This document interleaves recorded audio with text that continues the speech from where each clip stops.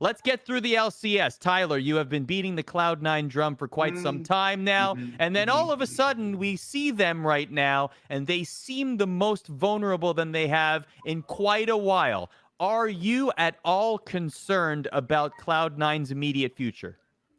Immediate future? No, not necessarily. I'm fearful of them going to Worlds. I think their style of Niski being the kind of enhancing Blabber strategy, where he plays the Doinby role of using his mechanically gifted jungler as kind of a sword, a spear, you could say, and just kind of the roaming style that they found such great success with. Like I think teams are starting to zero in on. I think teams uh, have gotten better, especially teams like TSM, Team Liquid, even FlyQuest to an extent. They've all become better teams. So Cloud9 just can't run the same strat over and over where it's just Niski roaming around, enabling Blabber on, the carry champion like Lee Sin.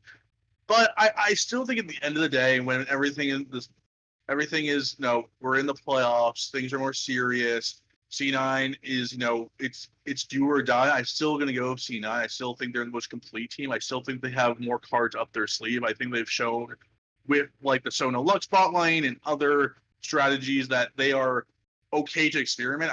I think after losing that first game of the split and losing the 18-0 record they were aiming for, they kind of took the foot off the gas pedal a bit. So I think when we come to playoffs, you'll see a much more engaged, focused C9 ready to actually have a similar kind of run that they did have last split. I went into the split feeling 99% sure Cloud9 was going to win the entire season. Right now, I'm more at like a 90%. I still think, I still strongly believe that they are the best team in NA. And I don't think Team Liquid or FlyQuest or TSM even have really shown the depth of play to make me say they should be favored over Cloud9. But TSM has looked a lot better. I think their belief in Spica has shown volumes. They've said it since the beginning that they really do like him. They really do believe in him. And even when they had that rough patch where we were on the show saying they were terrible, they were bad, Spica didn't know how to play the game. Those were my words. He looked like he lost the guide how to use his computer. They rebounded and they believed in it. They haven't made any changes. They believed in their players and they look a lot better. So TSM for me, even though Team Liquid does look like the biggest contender towards Cloud9, I think TSM might surprise us and be a team that could upset C9 in the playoffs, because I think they might have a little bit more depth to them. And Bjergsen is back to the old Bjergsen carry form where he does look like he could win his 5th MVP. That's actually a thing that could happen this split. Like Bjergsen could win his 5th MVP, and when Double is finally starting to play well. So TSM for me would be the biggest contender to Cloud9, but I still 90% Cloud9 still win the split.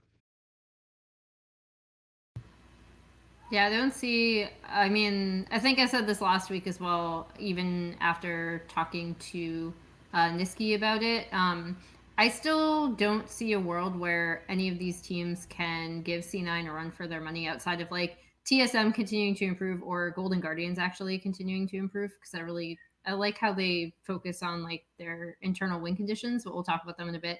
The thing that does worry me though about is if C9 goes to an international event, like if they go to the World's bubble and they compete against other teams, if there's anybody that can leave early, like that boot camp time that they need to be brought up to the point where they'll be able to contend with some of these like European LCK and LPL teams, regardless of what we just said about Europe. I think that it's going to be a tough road for them unless they do get that practice time in. Yeah, I have no disagreements there.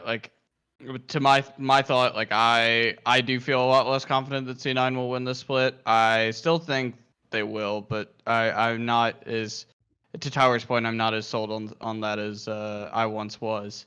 But yeah, I do have some big questions about what Worlds, now that we know more information, what Worlds will look like for them. I think that they're gonna have to make really good use of their scrimmages when they get there and they quarantine for the first few weeks.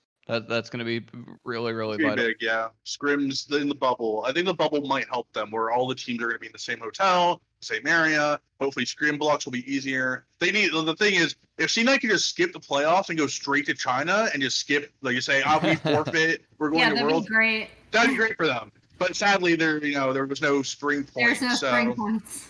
But yeah, as literally any NA team that qualifies for Worlds, they should be on a plane the next day if their visas were cleared. Didn't you guys tell me that happened once with CLG? Like they just skipped the CLG splits? skipped like a NA tournaments. Weekend. They went to OGN in Korea. It was bad. It was rough. We don't talk about this. Okay. They ended up. They skipped an OGN tournament. I thought you were talking about the time when they had like Hotshot and friends play in LCS. No, and they we're went talking to boot camp in Korea. No, when they went to Korea to play in OGN, Oh, okay. and they skipped NA competitions. Yeah. Which actually was good. That was awesome. Yeah, I thought you were talking about the time where they when they skipped it. Yeah, they boot camped as opposed to playing in a league, right? Like they decided, you know what, we're gonna skip this. Yeah, they basically had like Hotshot come out of retirement. Okay. That's a whole other subject, but I remember you saying that in one of our throwback streams.